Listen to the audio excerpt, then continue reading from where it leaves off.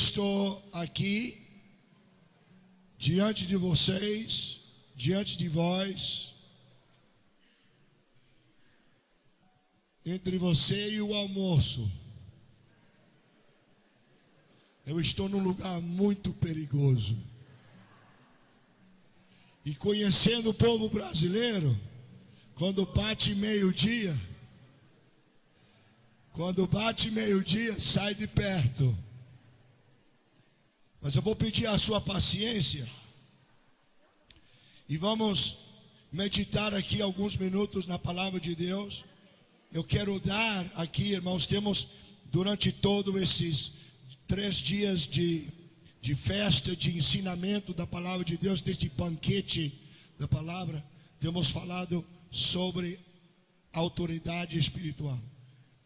E isto vem para a igreja como revelação. Deus nos tem dado revelação. Estamos saindo daqui, irmãos. Esta noite vai terminar, vai ser a última noite. Vai ser uma grande festa hoje à noite. E nós vamos sair daqui, irmãos, com uma nova dimensão de entendimento de quem nós somos e também do que nós podemos fazer naquela dimensão espiritual. Amém? Então eu quero dar para você aqui hoje algumas ferramentas que você pode usar quando você voltar para a sua casa. Ferramentas que podem guiar você para você ser mais efetivo no seu trabalho, no seu ministério, no local onde você está servindo ao Senhor. Eu digo servindo ao Senhor, somos servos de Deus. Mas podemos perguntar pelo pastor, eu pensei que eu era filho de Deus. Irmãos, necessitamos entender, somos filhos de Deus pela redenção ou pela salvação que Deus nos tem dado. Somos filhos pela redenção que Jesus Cristo tem dado para nós. Amém? Somos filhos de Deus. Nem todos são filhos. Amém? No mundo aí se diz, são todos filhos de Deus. Mentira. Quem é filho de Deus é aquele que é guiado pelo Espírito de Deus.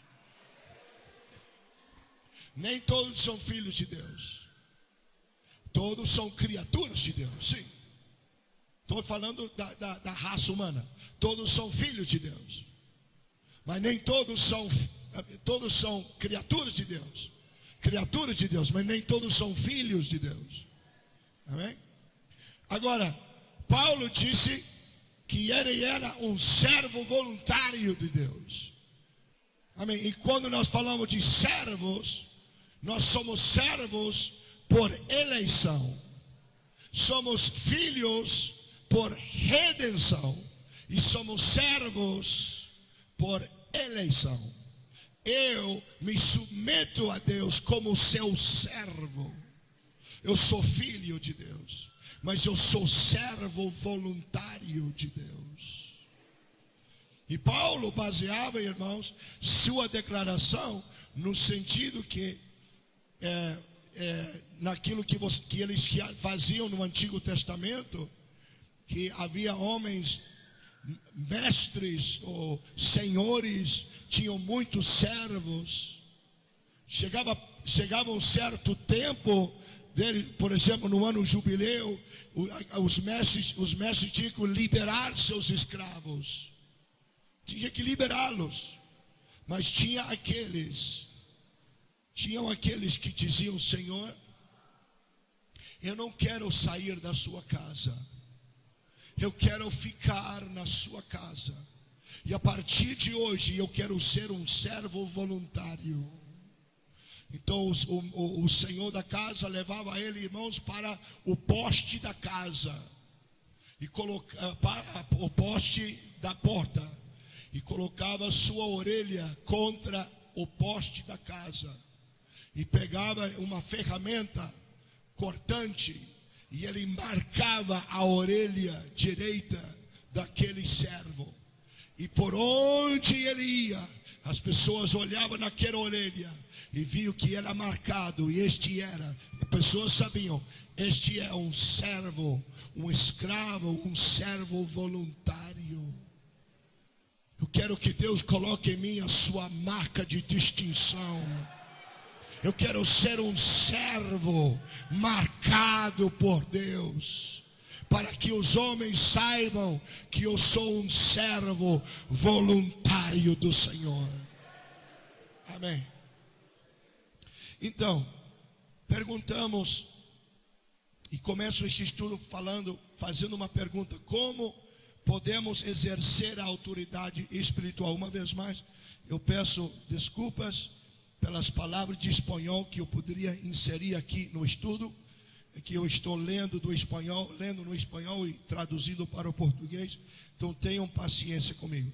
Amém. Como exercemos então a autoridade espiritual? Bom, em primeiro lugar, irmãos, nós temos o exemplo de Jesus. No livro de Lucas, capítulo 4, versículo 35. E Jesus o repreendeu dizendo: cala-te e sai. Desculpe, teve um problema aqui.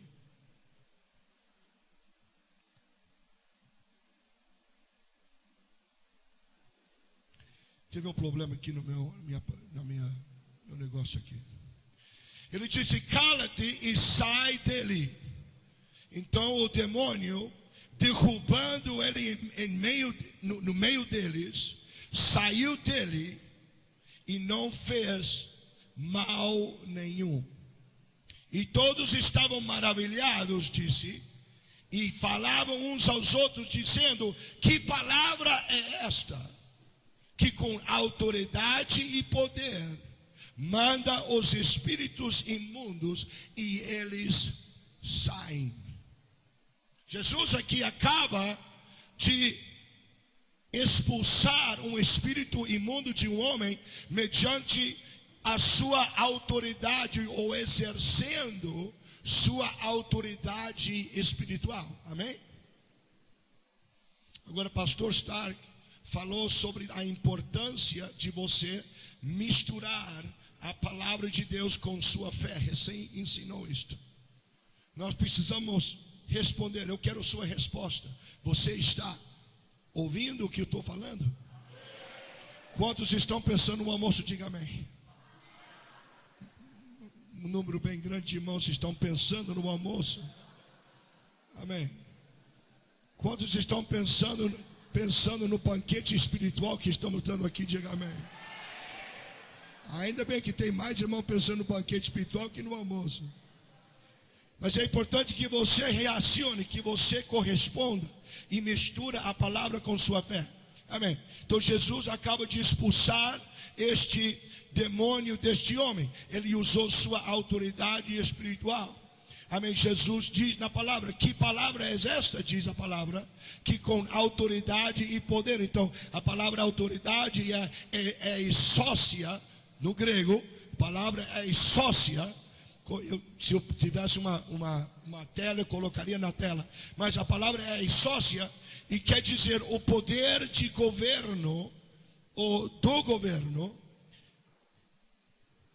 E é o direito legal delegado para falar e atuar em nome de um rei.